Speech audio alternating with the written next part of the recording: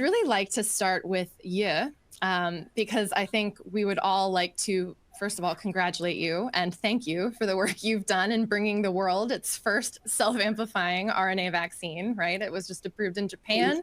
I know you guys are working across the globe, right? EMA is also considering it. We're working on a therapeutic in the FDA.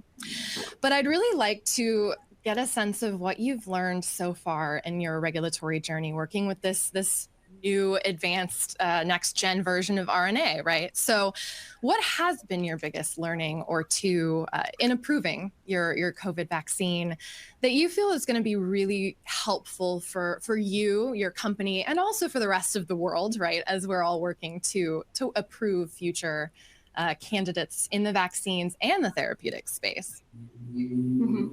Yeah, sure. Thank you, Anna, for the invitation. And it's my honor to be part of this panel discussion along with Melanie and Ariana. So this is a great question to kick off the panel discussion. So one significant learning for us is the importance of the clear communication and the collaboration with regulators. So engage with regulators early on and also transparently regarding the unique characteristics of self-amplify RNA technology and our development program have been the essential for the success. So as you know, we have the next generation COVID-19 vaccine. And when our Japan NDA and EMA MAA submission occurred around the second quarter and the third quarter last year, and that was when WHO declared the pandemic phase of COVID-19 was over.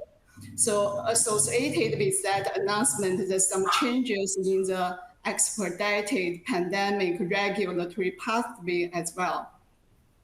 So working closely with PMDA helped us to leverage the expedited pandemic regulatory pathway right before it was not applicable to COVID-19 vaccine in Japan.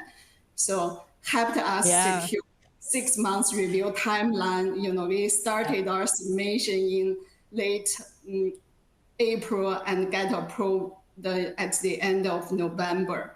So, and on the EMA side, you know, working closely with EMA helped us modify our regulatory strategy by including booster dose in the initial submission, and overall that will shorten the review timeline.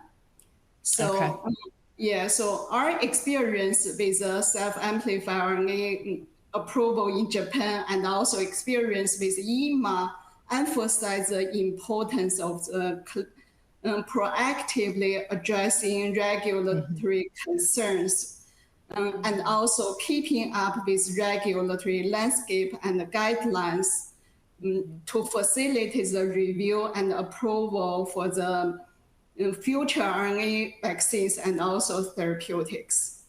So you, It is, yeah. No, I enjoy long answers. It gives us a lot to dig into. So one of the things you'd mentioned, right, is, you know, you had the sort of the expedited review, right? And so that's one of those things that is, it was necessary at the time. And so now we're working beyond, right? We're moving beyond those days where we're starting to try to reevaluate and figure out what a traditional, right, data set will look like, what a traditional review timeline is going to look like. So I loved your emphasis on communication early and often. I want to ask a little bit too, you know, everybody says communicate early, right? What does early mean in the extent of mRNA and self-amplifying? How early were we, you know, and you and your team engaging regulators to get this conversation moving?